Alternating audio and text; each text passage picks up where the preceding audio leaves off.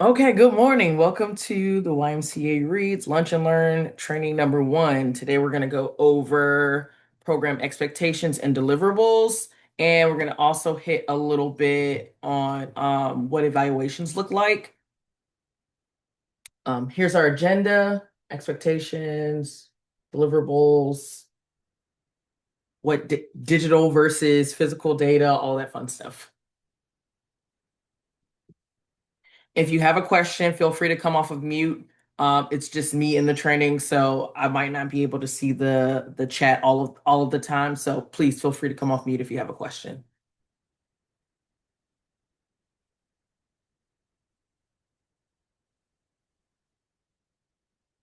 All right, first off, let's look at these program expectations. We talked a little bit about this on the 7th last Friday. Um, but essentially, when we're looking at program expectations, how many students you serve, which is listed in your MOU, the number of hours you serve your student, also listed in your MOUs, mentor to student ratio, staff and volunteer trainings, what curriculum you're using, how your lesson planning and implementation looks, and then your parent and school communication. All of those things are expectations of the program and that you are responsible for. Y Reads itself is a literacy and mentoring program for K through fourth grade students, fifth grade in some areas. Um, Essentially what you'll kind of learn about in a second, the school is they're the ones who refer the students to us. We cannot take a student who's not been referred by the school first. So your process for registering your students will be getting that referral list, not handing out a packet. So get that referral list first, either from your principal, your teachers, literacy coach, teacher lead, as long as it's an admin or a staff from the school that refers, because it could be a speech pathologist, it can be ESOL, as long as someone is referring them from the school, you can take those students. And again, that has to go first before you send out any paperwork. All right. So deliverables. You're gonna hear that word a lot. We're gonna be using all the deliverables all year round, pretty much. They start to slow down around June, really, because it's the end of the grant year. And there aren't a ton of them in July, the beginning of the grant year, usually because we're doing training in August. A lot of the schools don't start until September, all that fun stuff. So there are some gaps in the beginning and at the end of the grant year, but for the most part, you're going to be doing a ton of data collection um, and data entry. But we have ongoing weekly, monthly, quarterly, and seasonal deliverables that pop up. We're going to hit the timeline and we're going to go through each of those documents so you guys can see one, the changes for all of you returning peeps, and then how to do some of these processes and the deliverables paperwork. But anytime you see anything that looks weird in any of the deliverables on the timeline, um, please let me know before you submit. It's very important because you don't want to have to submit the thing two, three times. It's better if you say, hey, this doesn't look right. Hey, I can't upload this. Hey, there's an error. And then I can go and fix it usually pretty quickly. And then you can submit. I would rather you let me know than to submit it a billion times. And then also, if you're confused about anything, please ask me before submitting. I would rather walk you through it. There is going to be at the end of this month, on the 31st, which is normally the day the deliverables are due at the end of the month, where we can come in. There's going to be like an hour of an open session where if you have any questions or you need a walkthrough of any of the deliverables, you can just hop on. It's pretty open. The link will be posted. You should have gotten an invite for it already, but you'll be able to hop in at any time and ask questions. And if we need more than an hour, I generally am open to that. All right, a little bit of explanation of the different tasks. For ongoing, generally those come throughout the year. So like registration is an ongoing one. Collecting surveys is an ongoing one. Although there are some due dates and cutoffs for some of them, generally those end up happening throughout the year, especially if you're enrolling throughout the year. There will be a cutoff date for enrollment, only because per our grant terminology, the students have to be in the program for 3 to 4 months in order for their data to count. So we'll let you know we'll probably let you know in quarter 2. That way, like you can still enroll students after that time, but their data pretty much won't count as towards progress, but it will count towards hours, if that makes sense.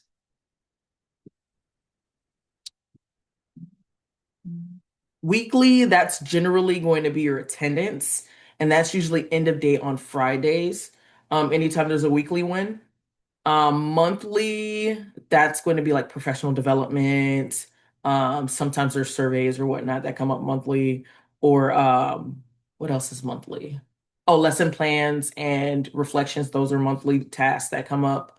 Um, Quarterly, that's going to be your any of your mentor stuff. So that's your recruitment, your background trainings, excuse me, your background checks and your mentor trainings. Those are all quarterly. As long as you do at least one of those a quarter, you're good. I do suggest doing more because especially for recruitment, the more recruitment you do, the more likely you're going to have volunteers, and the more volunteers you have, the better your ratio is going to be.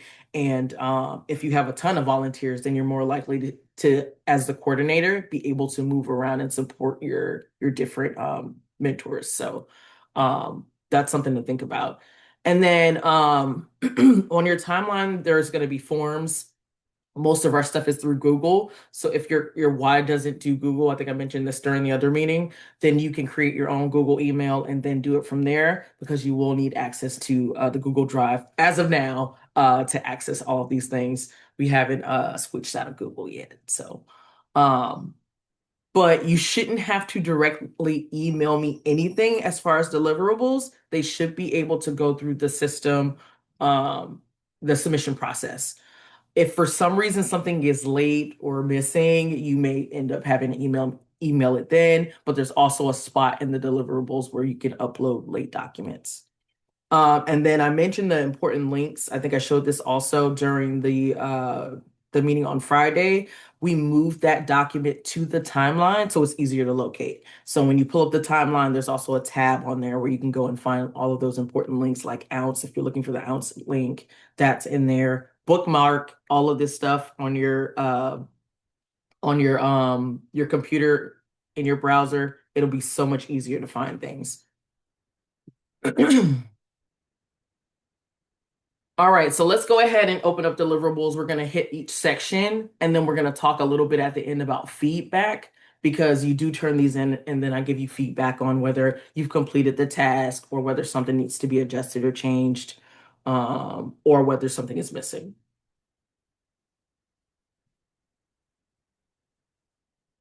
If we can open that.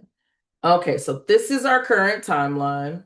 Well, first of all, let me know if this is too small. I'll zoom in a little bit just because I know this screen is kind of big. Is that good? Okay, perfect.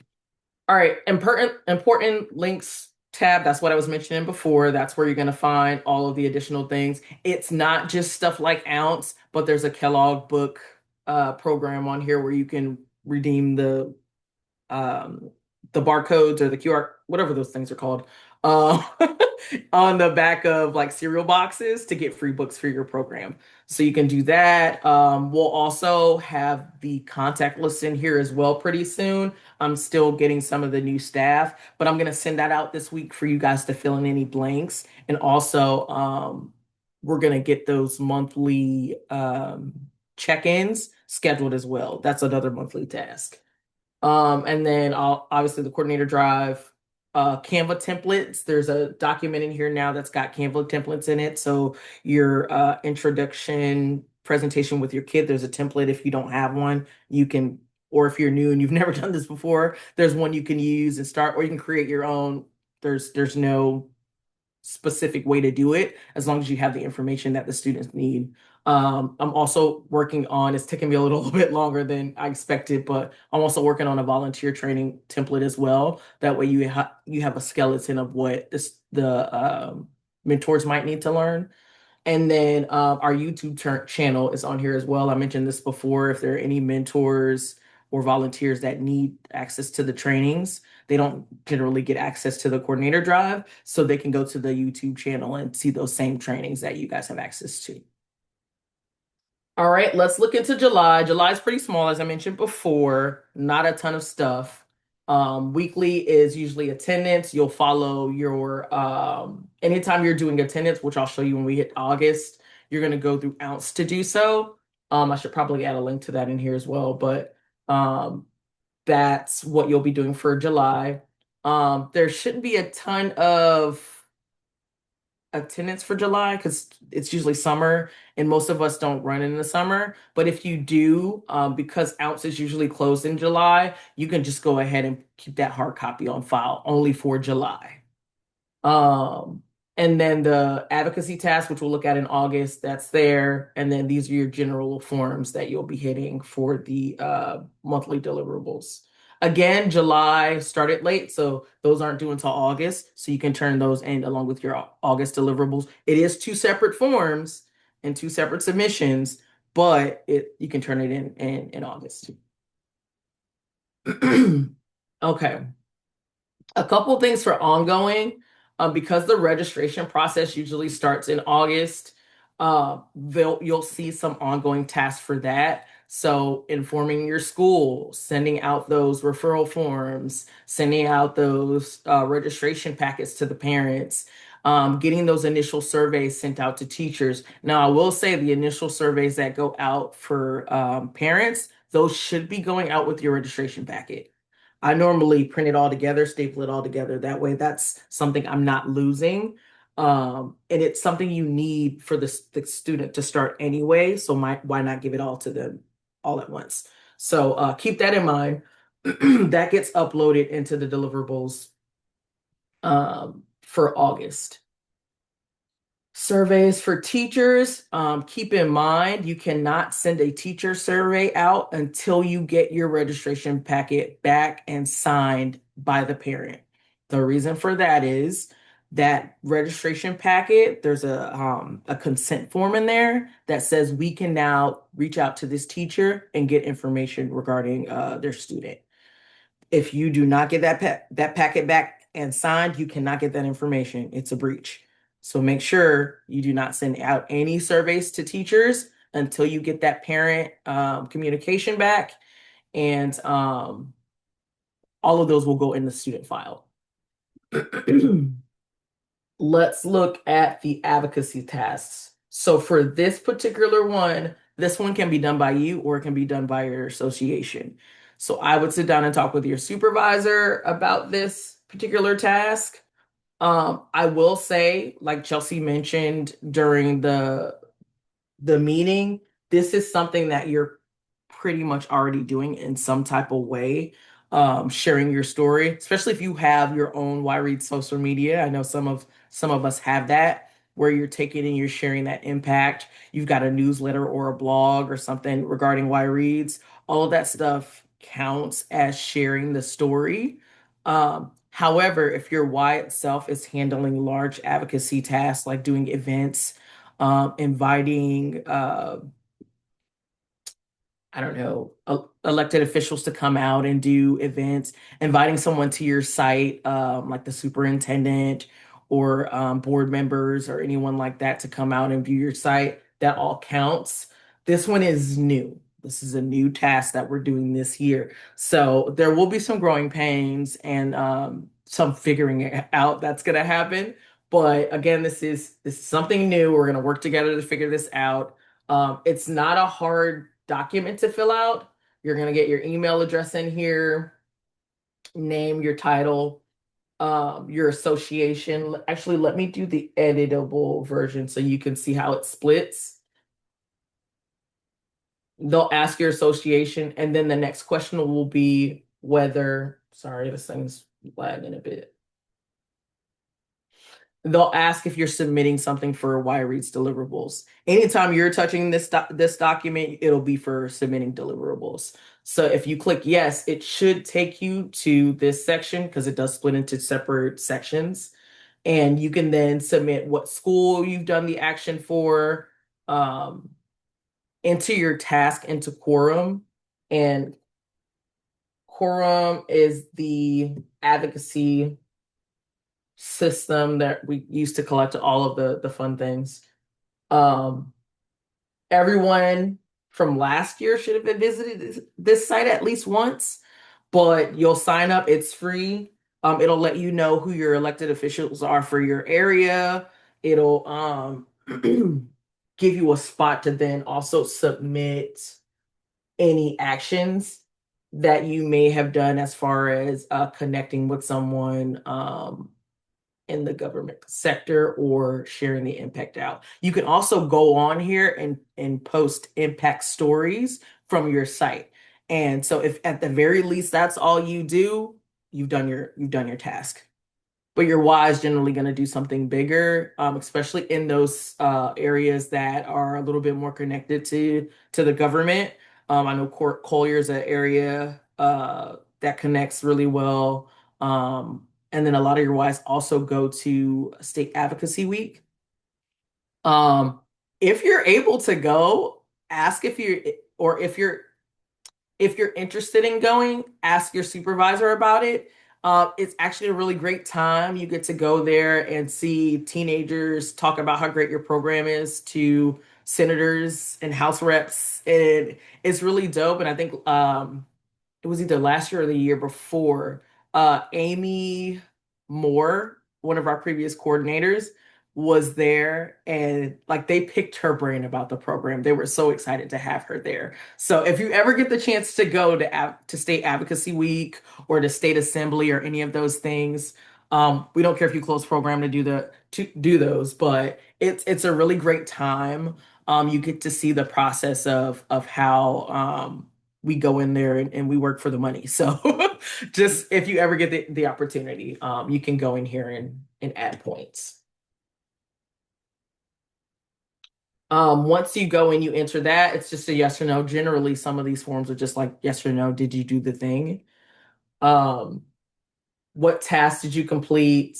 And if you have any supporting documents, so if you did a blog post, take a screenshot or send a link. If you have a news, like I think Autumn sent me today the news, that would be something that would count as an advocacy task. So you would just submit that to us and put it in Quorum and then submit it here. That link, that same link that you sent me in an email, you would just do like a blank sheet or something and upload it here. Um, that's the advocacy task, pretty simple. But you can get to that stuff directly here or through the, sorry, this is too big now. Ooh. Or through the deliverable submission forms. All right, weekly attendance, that will go into ounce, and everybody should have received their ounce password already. If you have not, let me know. Autumn, I'll make sure you get one. I think they're fixing I think two of the new schools, I think Tiger Academy is one of the schools, and maybe Montclair. They're trying to get it switched over so you guys can get into the 26-27 bracket. It wouldn't let me put you in anything but 25-26. And I'm like, that's not what we need you for. So they're fixing that over an ounce. And once that happens, then you'll get your password as well. But everyone else should have received theirs and should have access to the new school year in Excuse me, ounce. Ryan, I have a question. Mm-hmm. If we complete more than one, whatever deliverable it is, should we submit all of them or just the initial? Submit them all. The more you do, it looks way better on your site. And if for Okay. some reason like something's really low or a good example is recruitment.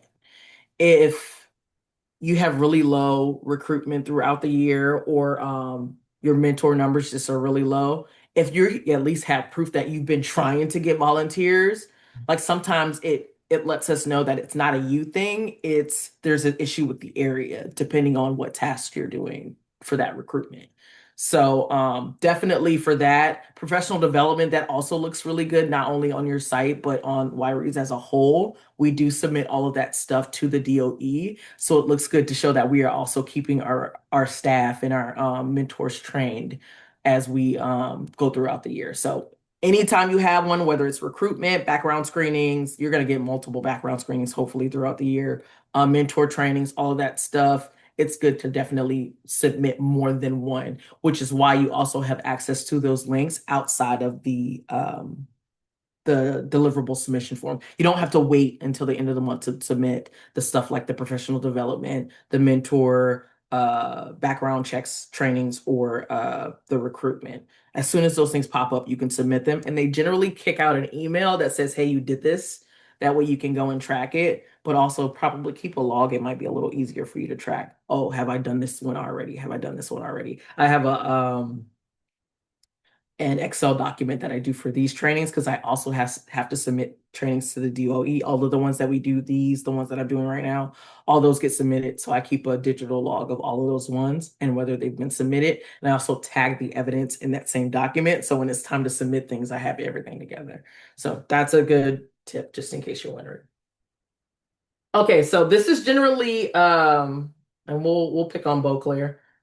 This is generally what it looks like when you log into Ounce. It'll tell you your school and your year. Double check that, make sure it's correct. If it's not correct, let me know. It'll let you know what date you're in currently. We'll do a deep dive of this during the Ounce training, but I'm gonna at least show you for the deliverables as far as the attendance where you can enter all of that. Attendance is here. You select whatever student bracket or all students, depending. The reason why there are brackets here is because sometimes people do Monday, Wednesday, Tuesday, Thursday. If for some reason you use a different schedule, you would just select other. And you could do all of that when you register a student. Again, we'll go through Ounce a little bit more, so you'll see how to register a student, and I'll show you how to set all those filters. Mentor is in here because anybody who works with your child should be also entered into this computer. Um, if your supervisor comes in and fills in for you, that person's hours need to be tracked in here and they need to be entered as a mentor into the system. You yourself are also a mentor in the system. There is a spot in there to designate whether it's a staff, a volunteer, or a volunteer. However, you count as a mentor when it comes to ounce. Um, but this is where you would enter, you would click your student, you would select your date, or excuse me, your participants, select your date, click add update record, continue. We don't have any students registered here, but actually let me go into the training site. That way you guys can see what this actually looks like. See if it'll let me pull up something through the training site.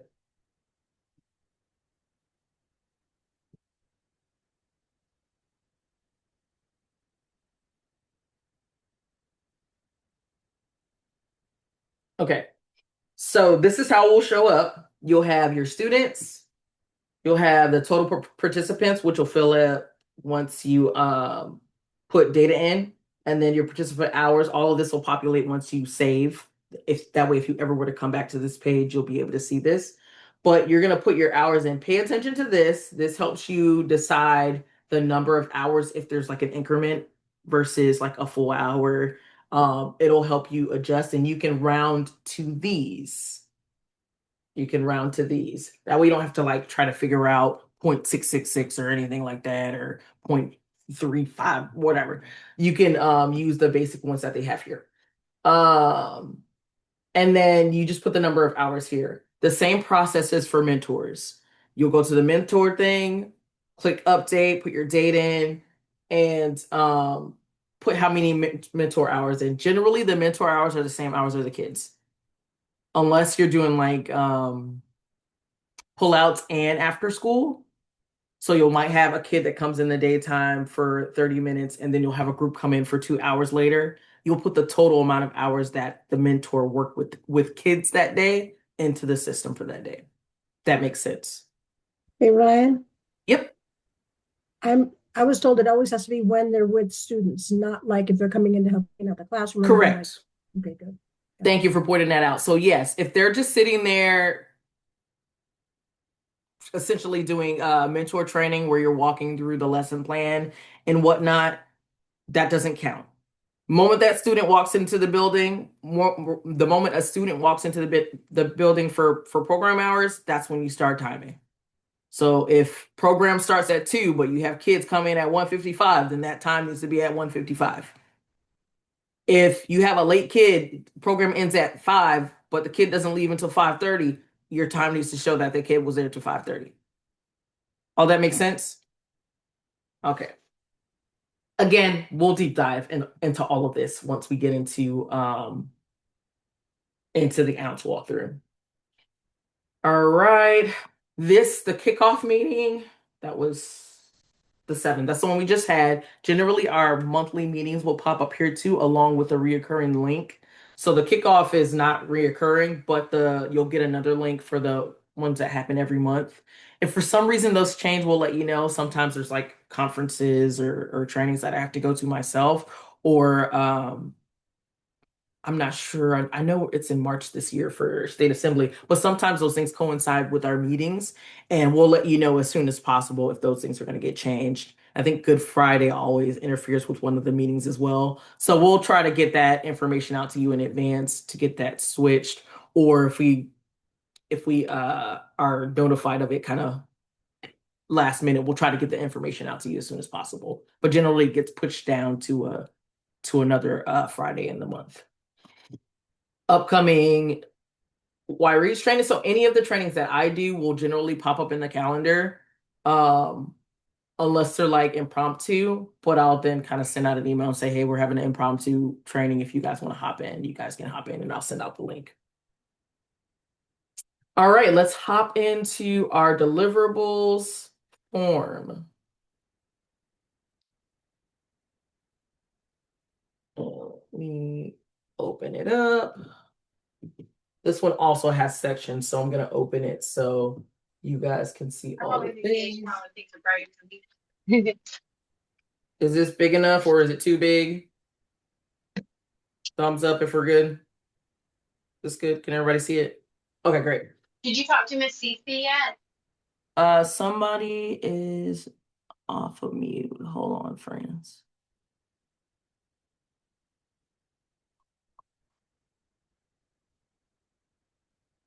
Oh, no, I think that's everybody. Okay. First things first, anytime you upload anything into this document, please label it. Doesn't have to be anything crazy. I just need your school name, brief description of what it is. It can be in an acronym, the month and the year. That's it. So like if it's professional development, Perkins, PD, August 2026. Simple as that. And that includes images. I will get an image that just says IMG 34792, and there's like 75 of them. I will not be going through each photo to try to figure out what school it belongs to. So please make sure you label everything. This is something that I mentioned last year. If it becomes a problem, I'll start deleting the ones that are not labeled and you'll have to resubmit. Again, I prefer you not to have to resubmit. So just label your documents. Makes it easier for everybody. I do get like a billion documents per section, so it'll be very helpful. It's going to automatically collect your email. Just so you know, this does kick out a response if you've ever, I don't know if everybody's used Google Form before, but it does kick out a response that I can then view them on here, and I can also view them in an Excel spreadsheet. Usually when I do the tracking, it's the one from the Excel spreadsheet. It's got the date and time art stamp already on there. Any information. If for some reason you submit something and there's a mistake, generally you can go back and edit it. But if you just have to resubmit the document again, God forbid, that's okay. Just let me know you have more than one submission. And I usually will go with the second one. All right, you're gonna pick your school. Everybody's school should be in here. If it's not, click other, and that'll flag me to go in and update it at some point. First section is usually check-ins for deliverables. I'm going to be asking you general questions about your site. Do you have staff? Do you have volunteers? Have you collected your referrals? That's a new question for this year. When did you send them out? This is to get us a better idea of when you guys do things. That way we can schedule like trainings or support at a better time, because we know that everybody's doing it in August or everybody's doing it in July because we're collecting this data. Um, did you send out your teacher surveys? All this stuff. Are there any challenges? We generally ask those questions monthly as part of the reflections process. And then monthly, professional development. I do have these separated in quarters like I did last year, returning peeps. We're going to go into this link and look at the form in just a second, but let's look at the criteria first. For the monthly professional development, that is the training only for the coordinator. Only for the coordinator. So anything that you do and attend, you can put it here. Now, if you and your staff attend a training, you could submit for both that same training. That's allowed, but that's only if you both attend the training. All right. Generally, for this, you need some type of notes, certificate, flyer, link to the webinar, something to show proof that you've done it. If you don't have a certificate or an agenda or a flyer or anything like that, just uploading your notes or a screenshot also works. There's two parts to this. One, going through that log, which we're about to look at in a second, and then two, submitting the proof, which is not, oh, I moved it. So generally for returning people, we had two separate spots that we entered in those items. This year I moved the upload to this one document. So you don't have to go into two spots anymore. It's all in one spot. So this is an update. Same school, what month you're doing it for, because this is quarterly. Um, the forms are quarterly, not the task. What date you did the activity, what the title of the event was, what you liked about the event, what you implement in your training or in your site based on that event, what you like to learn more about, and then if you have any links or anything that you want to upload, and then the proof goes here.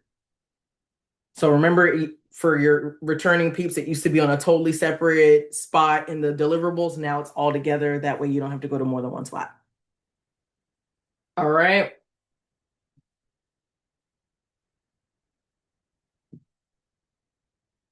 Super simple. PDFs are good generally, but if it's something else like a Excel document or something like that, I don't mind it. But generally PDFs are easier to work with in these. Lesson plans. This has changed slightly also. For lesson plans, you should be including your rotations for one whole day. Who's doing it, with who, and which activity per rotation. So if Mr. Michael is doing SIPs with group one, you need to put Mr. Michael, you need to put who's in group one, you need to put what activity for each of those sections in that day, each rotation in that day, not only for Mr. Michael, but for everyone else. So one whole day of scheduling in a lesson plan.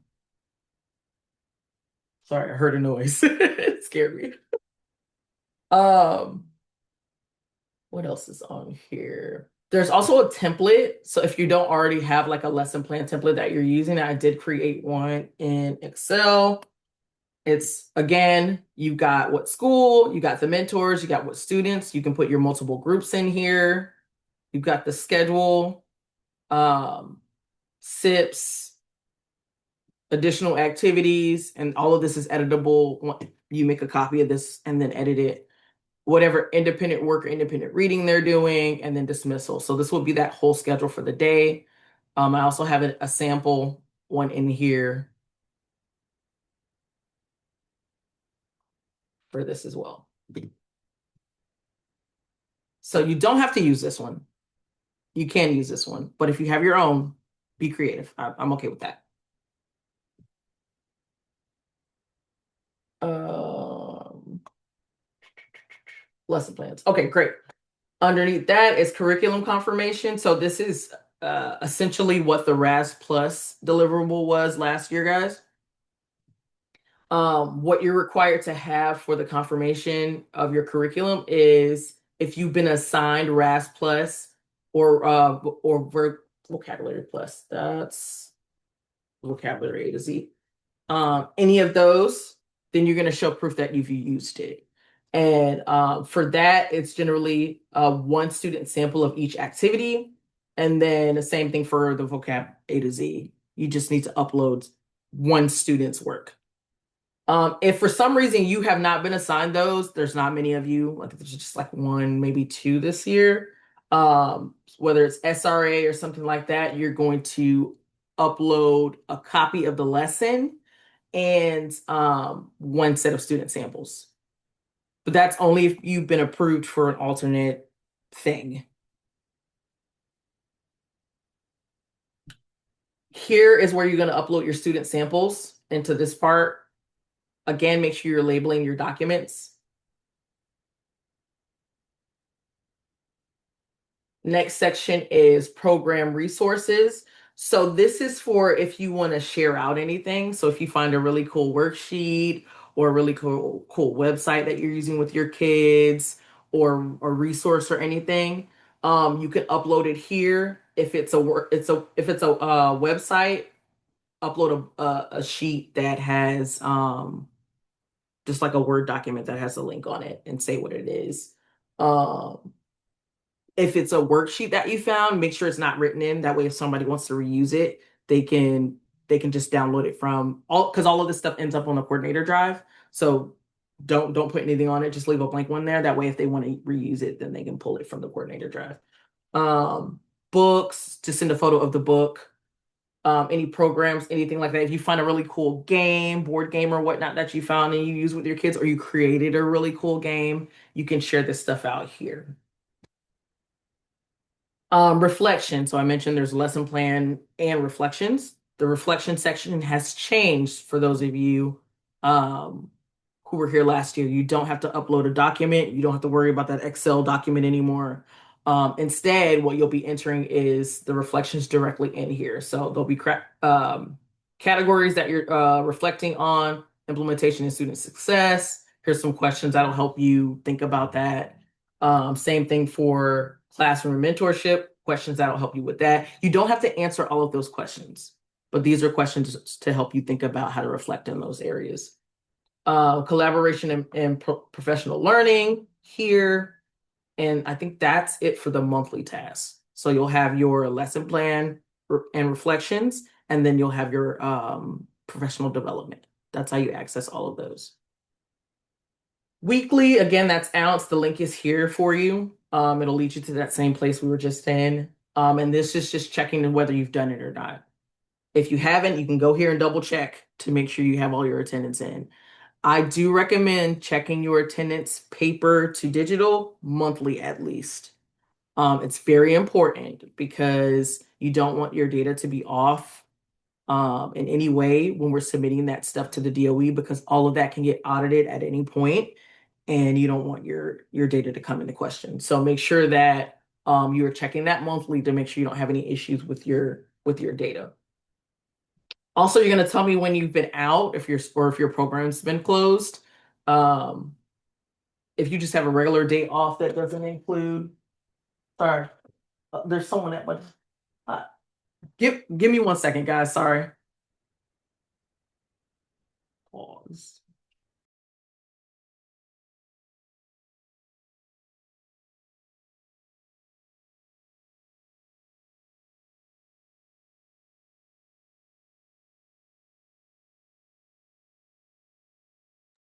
Sorry, the joys of working from home. Okay. Let me know when you're going to be out sick days. If you're out for in-person training, anytime you have to close your program generally is when you're going to let me know. Not if you're just out on like a Friday or something like that. So if your program's supposed to be running and you're closed, that way if I'm going through to check your attendance, I know that on the 14th you were out because it was a professional development day. So that's what that's for. Advocacy task, that same link from before, you can reach that here. And this is just to check to see whether you've done it or not for that month. Quarterly tasks, these are those, the recruitment, background screening, and mentor training. Let's go in and look at the recruitment.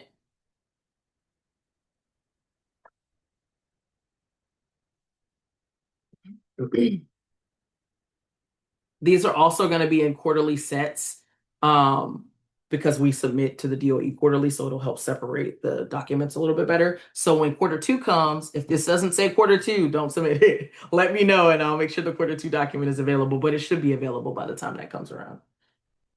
Same process. It's going to ask you about your email. It's going to ask you about your site. It's going to ask you what month you're covering, how many recruitment efforts you've done. Now, the way that works basically is, say you went to a recruitment event and handed out 20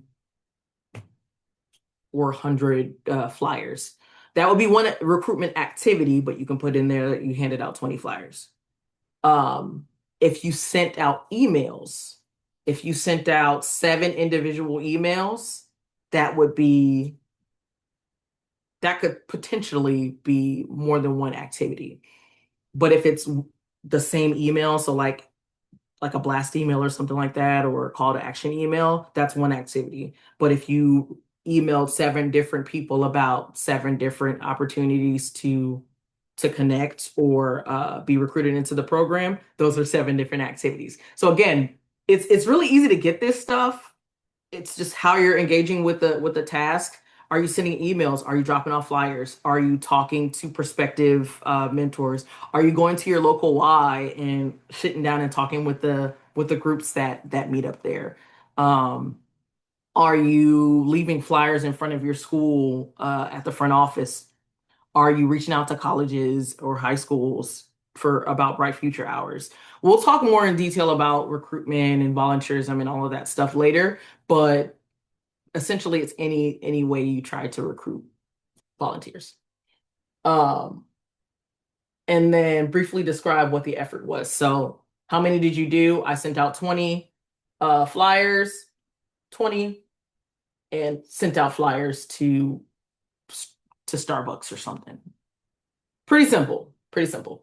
And then you submit, you should get a kickback that says thank you, you submitted the thing. And then there's also a link in that email that you get that should allow you to go back and edit it if you need to.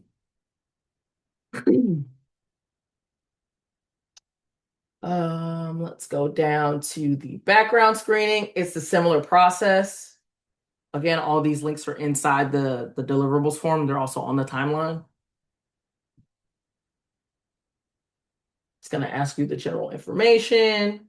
For this one, it's slightly different because it asks you how many were screened. So if you sent 5 volunteers to be screened, that's what you will put in here. And then how many were approved. So if for some reason in that process you screened, say 10 that month, but by the end of the month you only had 5 that were approved, that's what you would put in here. And generally what I do, because sometimes the approval doesn't happen into the following month, I'll put who was approved in the additional comments. That way I know when I go back to check, I've already said that Greg and Tina have been approved from the previous month. So I can then go into the next month and put those other 5 that were approved in the next month. Does that Hey, make sense? Ryan, Yeah. I have a question. What happens if I possibly have a volunteer that works at the Punta Gorda Y on the weekends, and Liz said that she doesn't have to go through any background screening because she's already been screened? How would I enter that? Um, you wouldn't need to enter her in for screening. Okay. You would just make sure she gets in for recruitment and Yep. for attendance. Okay. All right. Thank you. Any other questions about any of those 2 forms? Okay. Those 2 are pretty simple. The next one is the training. Now, remember I said professional development, that's only the coordinator, right? Well, the mentor training is anybody that is not the coordinator that gets trained. So that means if your supervisor goes through a Y-Reads training, that counts. If your assistant comes to one of these trainings, that counts. If you give a walkthrough of your processes and lesson plans and daily activities at your site, that counts.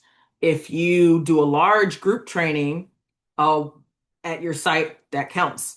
If you do a joint training with another Y Reads program, that counts. Um, if they do a webinar, your mentors or whatever do a webinar or a Y training, that also counts.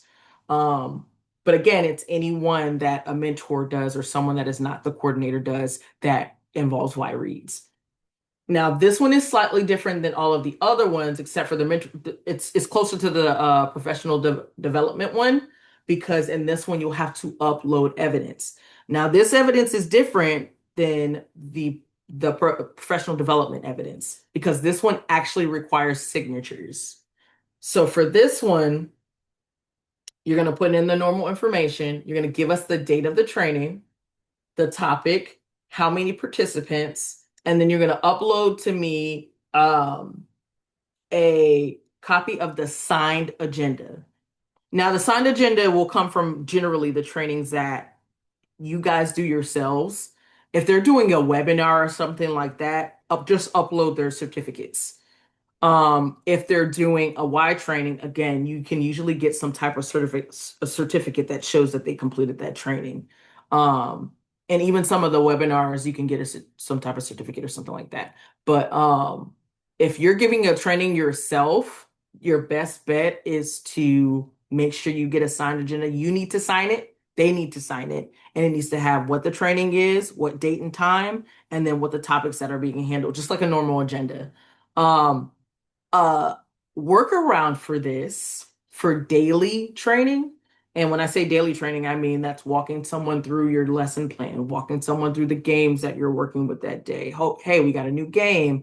Hey, this is a new behavior management technique we're using. Things that are happening daily versus those large event type ones or those big outside of program training. Inside program training, the easiest way to do that is when you have your volunteer sign-in sheet for the day, add um a general agenda that has like check boxes. So you got all the people that signed in for the day, and then you can go and check off all of the things that you covered for that day, and then you just upload that. That's the easiest way to get your daily stuff. You don't have to do it that way, but it does make it a lot quicker. And it's that way you don't have to remember to get a signature or remember to get the thing that you need for it because it's right there. The only person who would need to sign it after is the coordinator because the mentors are signing in for that day. So I can create a template for that. I might already have one, but that's just a suggestion. Again, you don't have to use that, but that is an option for you. And back out of here. Once that's done, click done. You can move on. Seasonal, this can be anything from a survey to an upload of a document. Another good example of a seasonal is your progress reports that you do for the kids, the report cards throughout the year. Those can get uploaded for seasonal. Your family engagement nights, those can get uploaded. It doesn't have to be at night, by the way. So event. Those can get uploaded here, but generally for August, July, September, you're just uploading the documents that you're using and blank versions of those. So your registration, um, forms, whatever you're using for that, you're going to upload a blank copy of that to us. You're also going to upload any introduction documents, editable blank copies or whatever. So we can put those in the coordinator drive just in case somebody wants to replicate them. But essentially, it's just like the letters you send out to your teachers or your referral letter that you send out to the teachers or your welcome letter that you send out to the families or your welcome or letter that you send out to the school, even those little schedules after they're accepted, those ones that say, hey, your kid's been in has been accepted for Y reads because your students do have to be accepted. You don't have to accept everyone that registers. That's a whole nother conversation. But all of that stuff, all of your introduction documents that you use, you can upload them here. That way we can then share them out to the group. And sometimes we also get asked for those things. Hold on. What if my mentors visit the Y Reads YouTube channel and watch trainings on there? Does that count? That counts. I'll accept that, but you just need proof that they've watched it. So, maybe have them take notes and then they can maybe tell you which day or have them screenshot the page so they can show that they're watching it. I don't know, some way to show proof that they've done the thing, and then you can sign off on that uh and have them sign off on it too. That makes sense, Megan? You can thumbs up or in the chat or something like that if you're able to. But yes, for anybody who sends their peeps to the YouTube channel, the easiest way is to either have them screenshot or to take notes and then um, sign off on it somewhere. All right. But we'll look at this one really quick. Generally, it'll pop up. You'll click the link and it'll pop up, and you can search your computer for the thing. Again, please make sure you label your documents. But they all get shifted into a folder automatically. So you don't have to worry about whether once you put it in through here, it should work unless there's something wrong with your document. There have been times that things have been submitted and I'll go to click on it. Even though it went through, I'll go to click on it and it'll be a link and it won't open. And if that happens, I'll reach out to you and say, hey, I can't open your thing. And then you could email it to me just in case there's like an issue with the formatting. But that's the gist of the deliverables. Um, the only other thing, yeah, no, that's it. The only other thing on here is your monthly check-in with the state director, which is me. We're gonna get the schedules set up this week. I'll send out that contact list that I was talking about, and you guys can go on and choose which days and times work well with you guys. I generally pick 2 days out of the week and stick with that. And it's usually the first 2 weeks of the month. So once I get that ironed out, I'll send the time brackets and you guys can pick two and then I'll put you in based on um how people request those dates. Other than that, let me see if there's anything else on here that I would be missing. I will say that as you get further into the program months, the deliverables may grow or shrink. We'll see in here, this is a seasonal task, quarterly survey, generally at the end of it's not at the end of every quarter. It's probably about 3 times a year we survey you on like how's the program going? How can we support you type questions. We're already kind of asking some of that in the monthly deliverables, but those ones get a little bit more in depth. That way we can kind of narrow down some training. Other than that, any of the quarter 2 deliverables should pop up in September. So you'll be able to see all 3 of them here once they pop up. Once the deliverables close out for the quarter, I usually do like the second week of the following month. After that, it shuts down. You can't submit anything else. So if there's anything that's late, anything you're going to be late about, please let me know in advance. If you're able to, I know things happen. Sometimes you can't let someone know in advance, but as soon as possible, let me know if you're going to be late on anything. Let me hit 2 more things and then I'll let you guys go. Digital data collection. That's going to be your student information, attendance and hours, your SIPs and your SIPs tests, your surveys, your mentor hours and surveys, and your iReady assessments. All of that stuff's going to go into OUNCE. We're also collecting data on learning A to Z and directly inside iReady. So if you're administering it yourself, then we'll have access to that. And then learning A to Z, everybody should have access to that except for those those few sites that had permission to use something different.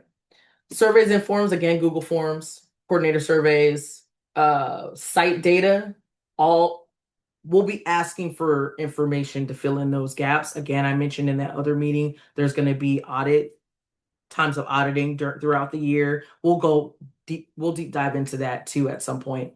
But collecting this information will also be digital data. Any gaps in your data is going to be a red flag to us because again, we're not in sight with you every day. We don't know what you're doing in your classroom every day. So the snapshot we're going to get is this and then anything we ask for. So if anything flags on this and we will let you know, there's going to be tons of feedback for all of that. And we'll ask questions when we need to.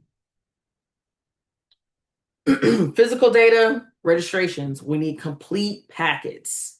Complete packets.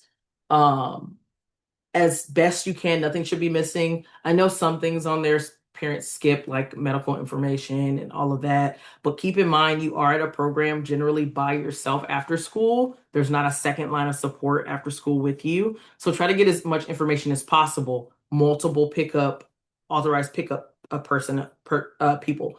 Uh, if they have meds or anything like that, at least have them write it down in those forms. We don't generally administer meds. They normally get administered during the school day, and we don't do medical forms and stuff like that. But it doesn't hurt for you to have an EpiPen. If a kid has an EpiPen, I'm not going to be mad about it. Just if you're going to be the one administering, make sure you know how to do it. I would get some type of form or something like that if you're going to do that.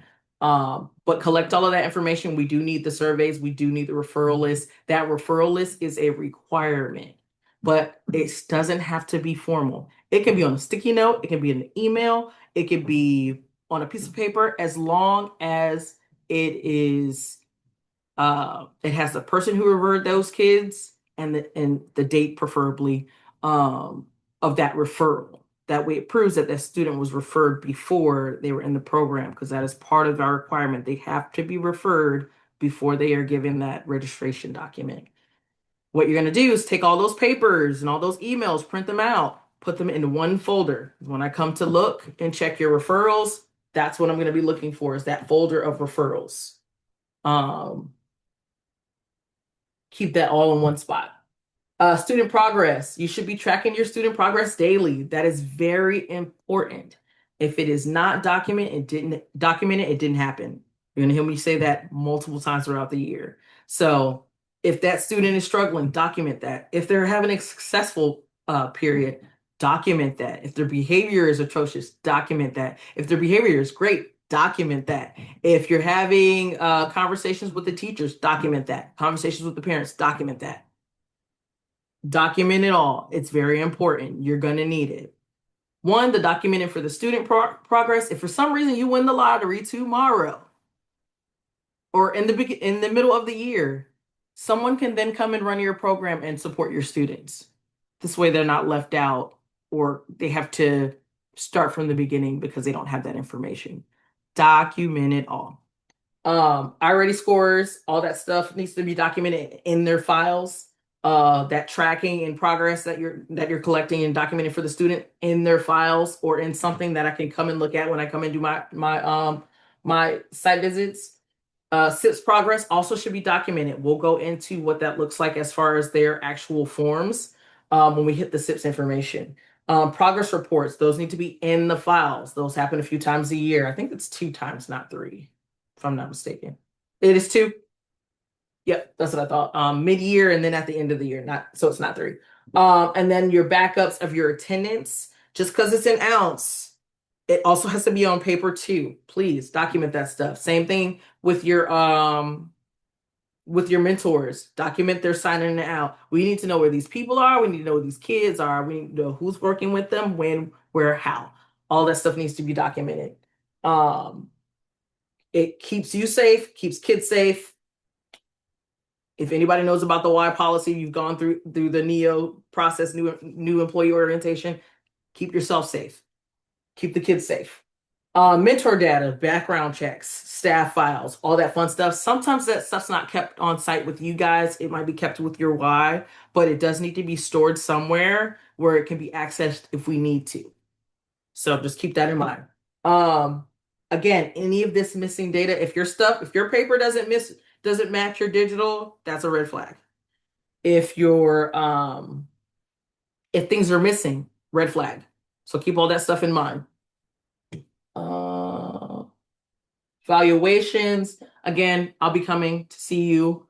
Um, I'll also be doing audits. That's generally what the evaluation is. Once we get into all of that stuff, site visits and all of that stuff, you'll get documents and get to see all of that fun stuff. We'll walk through it the week or two before you guys get the site visits, so you guys will know exactly what the process is. And we also might tag some more of this information into one of the other trainings. Um, Essentially, in person when I come, it's nothing crazy. I'm just looking to see if you're in compliance as far as like all of the grant documentation stuff. What if my mentor visits the Y reads you? Oh, that's the old one. I'm looking to see if your digital matches your physical. I'm looking for program effectiveness, staff effectiveness, relationships with the school, with the kids, with the families, and to make sure you're using those resources. Digital, same exact thing. I'm looking to make sure that your digital and your physical both say that you're doing what you say you're going to do and that we're actually being effective at what we're doing. Um, Upcoming trainings, I'll contact you for the one-on-one stuff. And then these are the next trainings. We'll have one on the 13th. We'll go over ounce. This is what I was saying before. We'll deep dive into ounce. You'll get to see all those fun things. Program structure, how to set up your program, skeleton. If you don't need it, that's fine. It is a good refresher. There are some small changes for this year, so that'd be a great idea to pop in. Um, these are your curriculum trainings. We'll go through those. If for some reason you can't make any of these, please let me know. We'll make sure you can either get the recording or we can do support on these later. SIPS instruction and assessments. I'm gonna deep dive into how to give an assessment, what to do with that information afterwards, and how to effectively give instruction. We're gonna talk about routines and all of that stuff during the individual ones, but we're gonna do like okay, now you learned the thing, how do you use it type training for the 26th. And then RAS Plus Learning A to Z, they're gonna do their own training. It's just gonna be a general orientation. I'll do a deep dive into any of the other things needed for that because their trainings are really bare bones. So I'll make sure to do a deep dive, especially for the newer people who have never used Learning A to Z. And then again, that open session is on the 31st. You can pop in, say hi. The times you should have received already for these. And your email and for invite. Again, if you can't make them, just let me know. We'll make sure you get the recordings. And I think that's it. Does anybody have any questions?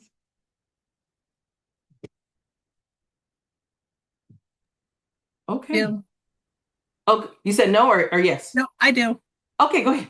So these advocacy events that we have to do, can you kind of give some ideas of what you're looking for? Because this is new this year, and so we know what we're supposed to be doing or looking for or setting up.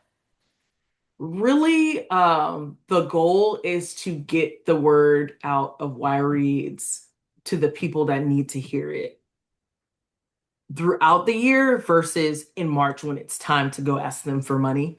So reaching out to any of your government officials, and like Chelsea said, it doesn't have to be a senator or a house rep or anything like that. It can be your superintendent. It can be your someone on your school board.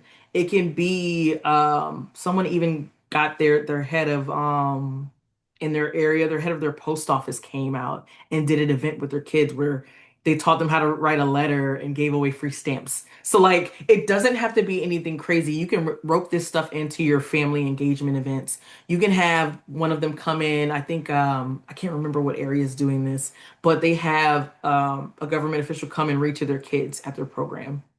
Or they have someone just come and visit their site just to see what's going on. Or posting things on social media. Marlene, you're really good at like collecting data putting it in something that's palatable for the people and giving it out to them. That that's an awesome way to share your information. The other part of that is getting that documented somewhere, and Quorum is that place. So anytime you're doing something that actually connects with a person, where they're coming out or you're sharing something to them, or you're reaching out to them, even if it's sending them something in an email, hey, this is our program, check it out. This is how we're supporting literacy in our area. You want to document that anytime you connect with them.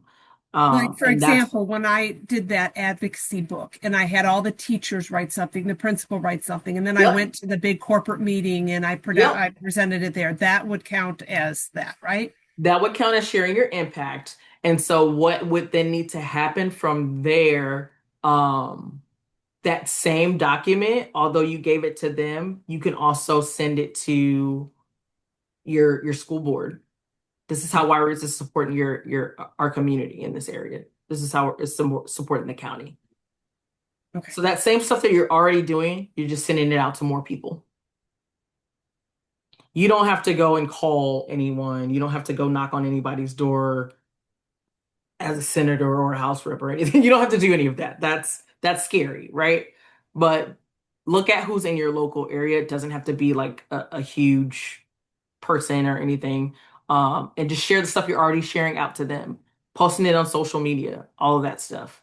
And if you're kind of trying to figure out the best way to do it so you're fitting your Y policies or however their process is, speak to your supervisor. Generally, they have either a person that's already doing advocacy in your area, or or they're doing it themselves. And then even the stuff that they're doing can cover that for you. Just they should already have the link, but you can also send it out and say, "Hey, I'm collecting this deliverable. Is there anything that my association has done to cover this?" And so it might not be something you yourself are doing. Does that make sense? Makes sense. Okay. Thank you. More information. We'll go through this stuff as we start to collect those deliverables. We'll start to figure out a bit more, again, because this is new learning process for everyone. We'll figure out a little bit more of how it's going to work and what's going to work and what's not going to work, and kind of give that feedback back to you guys. So we'll iron it out a little bit more since it's a new process. Any other questions, friends? I know we're over by like 11 minutes.